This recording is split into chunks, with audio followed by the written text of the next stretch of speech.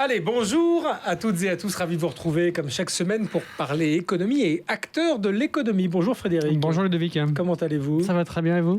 Très bien, ma foi aujourd'hui je suis d'humeur sportive et mon petit doigt me dit qu'on va parler un peu de ça. Ça tombe bien effectivement parce qu'on va se plonger dans l'économie du sport, l'économie des clubs de sport, de véritables entreprises. Il faut les gérer les membres, gérer les employés, les infrastructures. Et c'est le cas du club dirigé par notre invité qui opère sur un marché très concurrentiel. Si on prend simplement le créneau des salles de fitness, par exemple, Ludovic, combien de salles de fitness en Suisse ? 1500, c'est pas loin, sans doute plusieurs même près de chez vous si vous habitez en ville. Ancien grand joueur de tennis, notre invité nous expliquera comment ça se passe au David Lloyd Country Club de Genève, un club membre par ailleurs d'un grand groupe international. Ça, c'était une caractéristique intéressante. Oui, nous recevons aujourd'hui Frédéric Bouvier, donc le directeur du David Lloyd Country Club de Genève.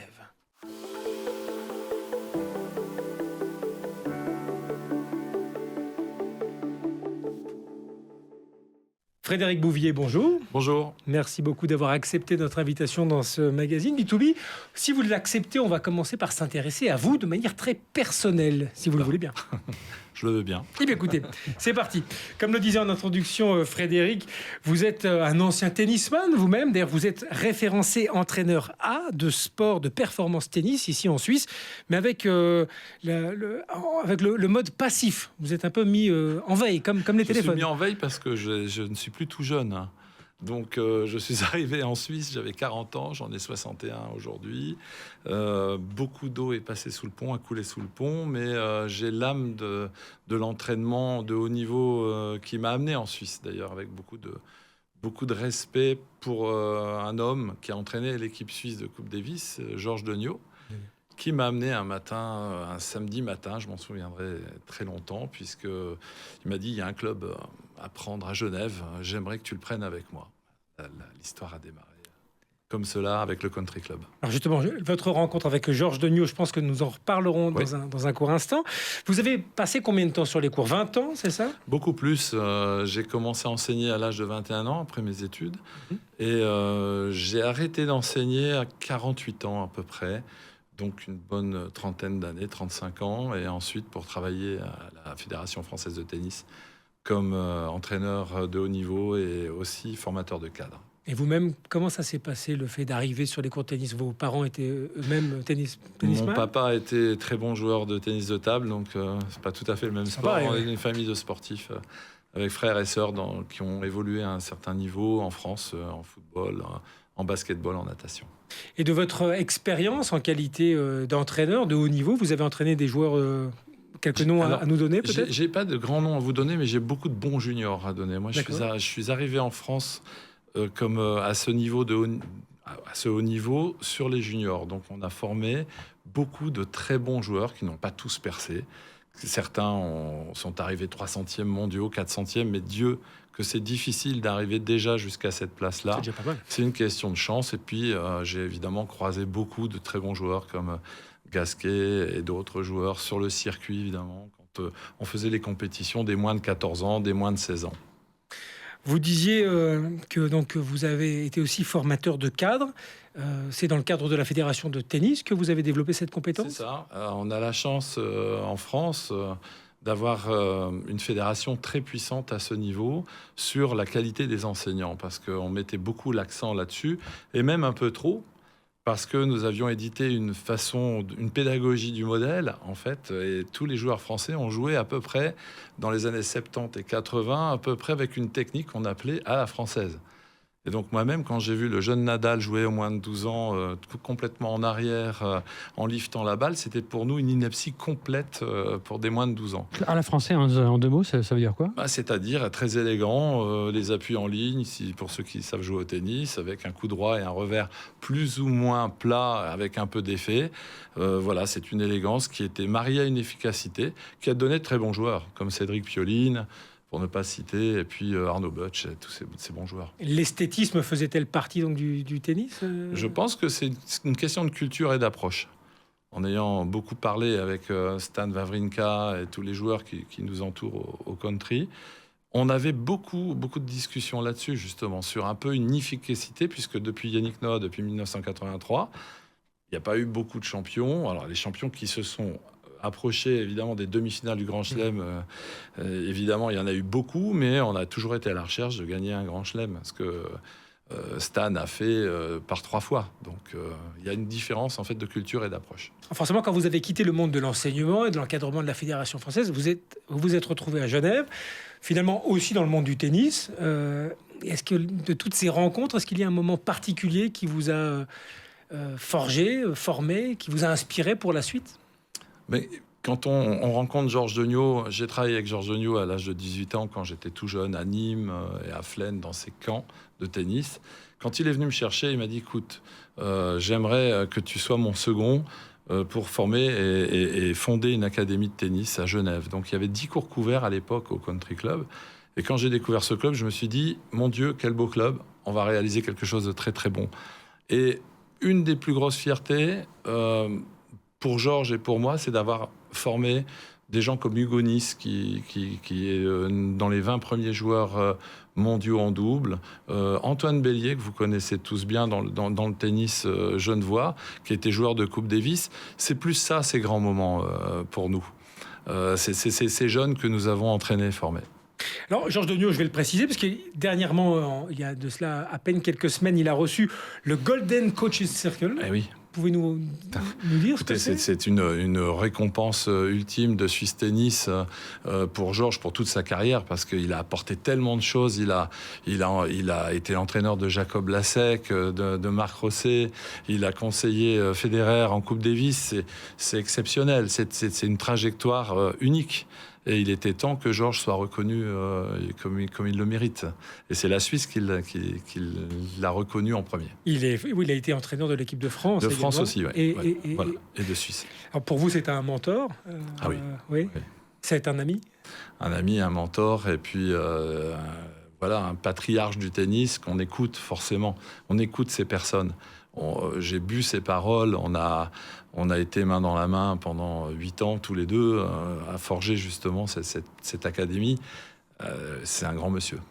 Alors quand vous êtes arrivé dans ce club, c'était un peu un projet clé en main, avec de beaux objectifs. Mais quels ont été les moments les plus difficiles dans ces nouveaux défis de l'époque? Quand nous sommes arrivés au country en 2004, il y avait 600 membres. Ah oui. Et donc, il n'y avait pas grand monde. Et il fallait faire tourner cette... Qui était propriétaire à l'époque? C'était Donna Bertarelli, qui a été propriétaire jusqu'en 2021, quand on a vendu... David Lloyd. C'était compliqué pour nous, parce qu'on est arrivé, puis il n'y avait pas beaucoup d'élèves sur les terrains.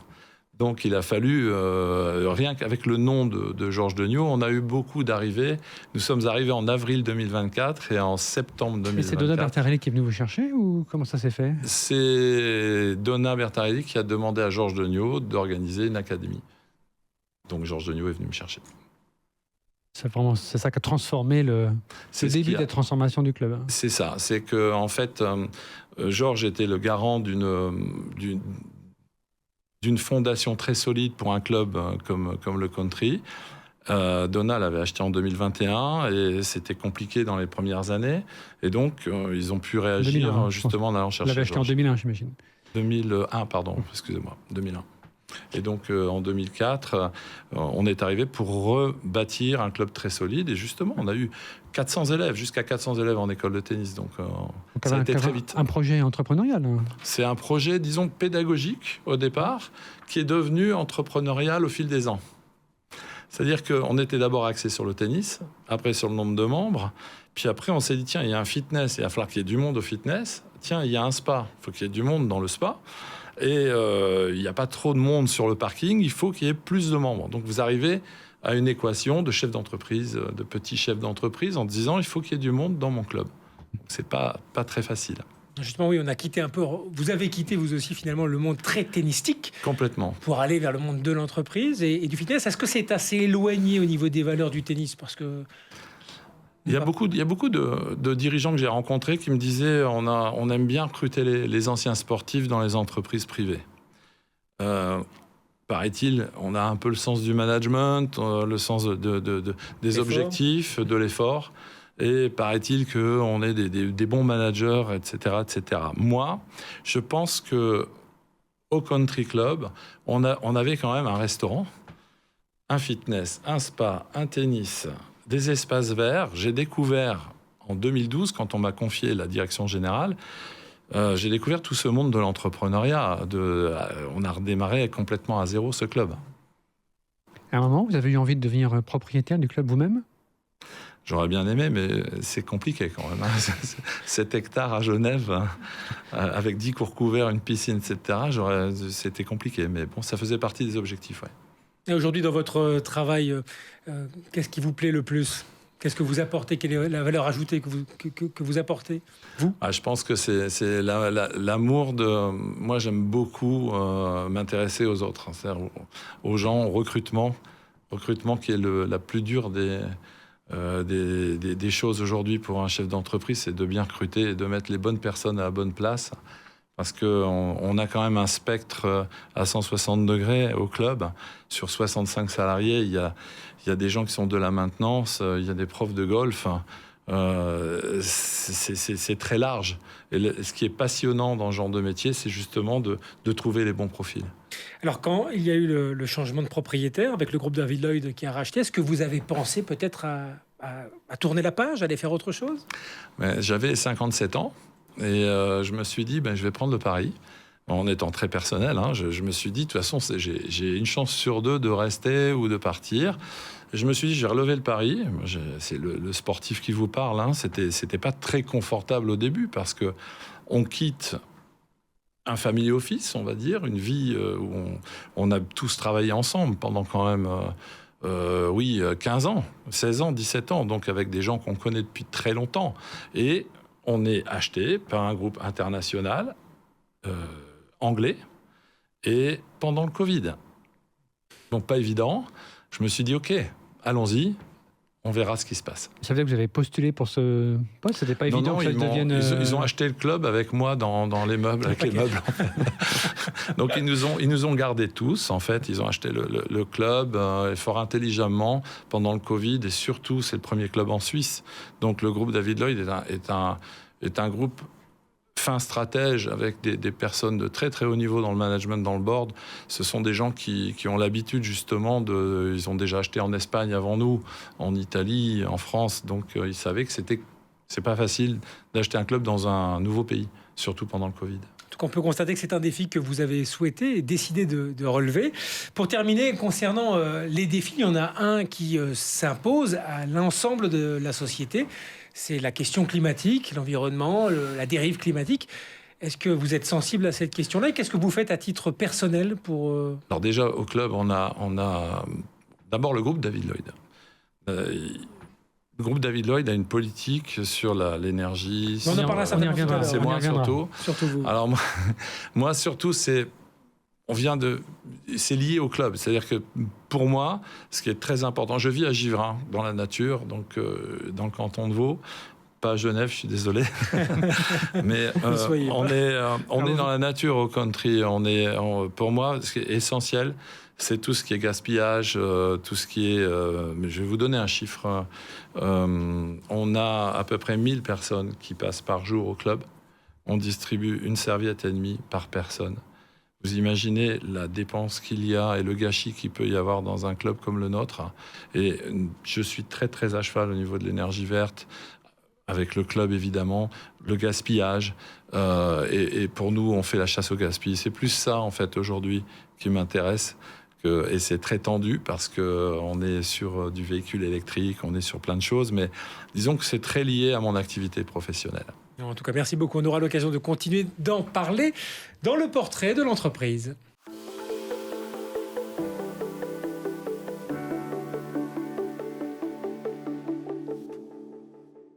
Frédéric Bovier, dans cette deuxième partie, on va parler de votre club, de son modèle d'affaires, de son évolution. Et donc, comme on comprend déjà dans la première partie, c'est pas n'importe quel club. Il appartient à un grand groupe, 135 clubs à travers plusieurs pays européens, dont le Royaume-Uni, où le club est né au début des années 1980, créé par un capitaine de l'équipe de tennis de Coupe Davis, David Lloyd, donc de Grande-Bretagne. Et donc, logiquement, un club assez fort dans les sports de raquettes, mais pas seulement, là, on l'a aussi compris, près de 800 000 membres aujourd'hui, un bénéfice opérationnel l'an dernier de 231 millions de livres, c'est à peu près 250 millions de francs. Donc une belle rentabilité. Dans le rapport annuel, on lit aussi que le groupe veut faire de bons progrès pour atteindre l'objectif de zéro émission nette d'ici 2030. On y reviendra, on l'a déjà abordé. On va commencer par se poser la question, dans le fond, qu'est-ce qu'un bon club? Le vôtre, c'est 4100 membres. Vous avez plus que doublé les membres en quelques années. Qu'est-ce qui fait qu'on va venir dans ce club, et pas un autre? C'est l'état d'esprit. C'est un lieu où vous pouvez arriver, rester, sans vous en apercevoir, rester longtemps. J'en ai parlé il y a pas plus de 2 heures à pas mal de membres en me disant nous, on aime ce club parce qu'il y a quelque chose de spécial, c'est-à-dire qu'on rencontre du monde. Il y a un effet aussi très familial parce que, en fin de compte, aujourd'hui, on répond à toutes les demandes, c'est-à-dire les familles, les enfants, le corporate aussi, en faisant des événements pour les entreprises ou pour les privés, mais surtout, on a une offre considérable. C'est en un seul lieu, on regroupe pratiquement ce qui se fait de mieux en raquettes, en natation et en fitness. Donc, il y a un côté pratique, il y a un côté installation, et puis il y a un côté philosophie. Le wellness, aujourd'hui, c'est le grand sujet dans le monde entier. C'est un marché qui est exponentiel. Et pour nous, aujourd'hui, c'est tout ça, le groupe David Lloyd, couplé maintenant avec aussi notre expérience au Country Club, l'expérience genevoise aussi. C'est un club qui est tourné luxe, essentiellement. Je pense que c'est un club qui a des installations de haut niveau. J'aime pas trop l'expression tourné luxe. C'est plus un club, évidemment, oui, de haut niveau de prestations. Après, on se sent tellement bien. On a toutes les catégories socio-professionnelles dans notre club. Pour les dernières années, quelle a été l'évolution de la demande? Est-ce que les gens cherchent des installations wellness de meilleure qualité? Est-ce qu'ils cherchent à être plus en forme, à avoir un body summer? Les gens, le jeune adulte, on va parler des jeunes adultes parce que c'est eux qui représentent le futur, ils sont très digitalisés. Eux, ce qu'ils veulent, c'est l'immédiateté, c'est-à-dire on travaille justement avec une source de réservation, une app qui vous permet de réserver votre cours de tennis, votre cours de fitness, mais aussi bientôt de réserver votre sandwich club au restaurant dans une demi-heure après votre fitness. Donc, les jeunes adultes, ainsi que toutes les familles, veulent des prestations de qualité, des enseignants de qualité, des cours de qualité, de la ponctualité, mais surtout, je vais vous étonner, une hygiène et une propreté exemplaires, parce qu'on est dans un monde qui est très exigeant, et pour nous, ce qui est très très important aujourd'hui, c'est d'offrir tout ça. Donc, club de luxe, oui, parce que le luxe appelle à des prestations haut de gamme, etc., mais je dirais plus un club haut de gamme que luxe. Quel est le prix, la cotisation annuelle C'est très simple. Alors maintenant, dans le modèle économique, le groupe David Lloyd nous a amené à proposer à nos membres de payer par mois. Bon, par mois, c'est 315 francs pour un individuel et 280 francs par personne pour le tarif couple. Un petit peu on a été très surpris parce qu'avant, nous avions des paiements qui étaient annuels, en une seule fois. Et c'était 80% des gens qui payaient en une seule fois annuellement. Aujourd'hui, 65% des membres payent par mois. Et on était convaincus que ça allait être très très difficile de proposer ces paiements mensuels. Comment ? Ils peuvent se désabonner rapidement. Oui, alors ils s'engagent soit pour 1 an, soit pour 3 mois. Il y a 2 façons il y a 2 abonnements. Et ensuite, au bout d'1 an, ils peuvent se réabonner mois par mois. L'abonnement donne accès uniquement au Club de Genève ou donne accès à toutes les salles ? Entre guillemets, on est un club diamant, c'est-à-dire on est dans le premier tiers des clubs les plus haut de gamme de la compagnie David Lloyd. Et en Europe, on est le 2e club le plus haut de gamme dans les installations. Ça donne accès partout. Avec cette carte, la carte du Country Club, ça vous donne accès dans tous les clubs si je vais à Londres, haut de gamme. Je peux aller au Club de Londres également. Voilà, exactement. C'est l'intérêt, c'est la réciprocité des grands groupes. Et dans le modèle économique, les cotisations des membres, ça représente quel pourcentage de vos recettes ? C'est Sur un chiffre d'affaires de 10-11 millions par an, on a à peu près 7-8 millions de cotisations. D'accord, donc c'est une grosse partie. Le reste, c'est des sponsors. J'ai vu sur votre site, il y a... Non, le reste, c'est surtout les revenus du restaurant, les revenus des cours de tennis, les revenus de toutes les facilités. Donc oui, quelques sponsors.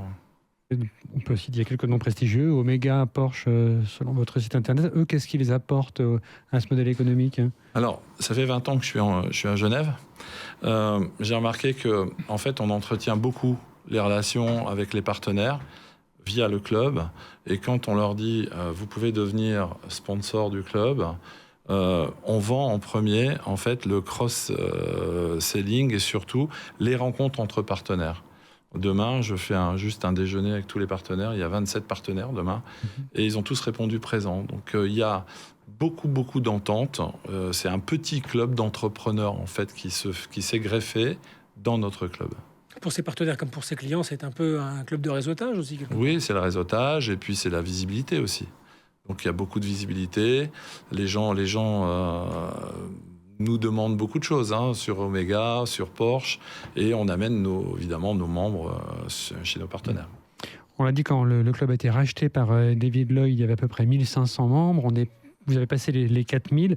Si je fais une moyenne vraiment arithmétique des 800 000 sur les 135 clubs, ça fait à peu près 6000 membres par club. Votre objectif, c'est ça ? C'est d'atteindre les 6000 membres ? Pas forcément. Je pense que la taille de Genève, la démographie, le service que nous demandons via aussi le montant de la cotisation, on serait plus sur du 5000 membres maximum. Mais à condition d'agrandir, évidemment. Là, ça veut dire quoi ? Ça veut dire d'avoir un plan de développement que nous avons en tête d'ici 2 ans pour multiplier un petit peu le nombre de cours de tennis par 2 couverts et les cours de paddle, ainsi qu'une piscine extérieure et un spa extérieur. C'est un investissement de quelle ordre de grandeur ? Autour de 6-7 millions à peu près. Qui sera financé par le groupe David Lloyd ? Par la compagnie. Par la compagnie. Donc, et pour dans 2 ans, ça veut dire que là, vous serez au plein de capacité avec 5000 membres, c'est votre... Voilà, c'est un peu ce que l'étude de marché nous montre et l'envie et la motivation du groupe. Dans votre positionnement, vos vrais concurrents, quels sont-ils ? Ce sont les clubs de golf, la nautique à Genève ? On a à chaque fois des concurrents. C'est-à-dire, comme on a beaucoup de sports, on a beaucoup de fitness, tous les fitness sont presque concurrents avec nous, en quelque sorte. Tous les clubs de tennis seraient en concurrence avec nous. Mais on est unique, on est simplement unique. On a le club de Vigy qui est de l'autre côté de la rive, en France voisine, mais voilà, qui est en France voisine, mais qui est à côté d'Asnières. Nous sommes sur l'autre rive, et on a 2 très très beaux clubs à Genève. Donc.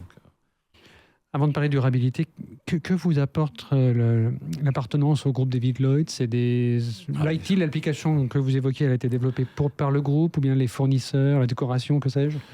Non, c'est d'abord pour avoir triplé plus ou moins le nombre de membres, ou faire 2,5 fois le nombre de membres, on a une puissance de marketing que je n'avais pas connue. Donc quand on est acheté et avalé par un grand groupe comme celui-ci, c'est la puissance, c'est le support du groupe David Lloyd qui est incroyable.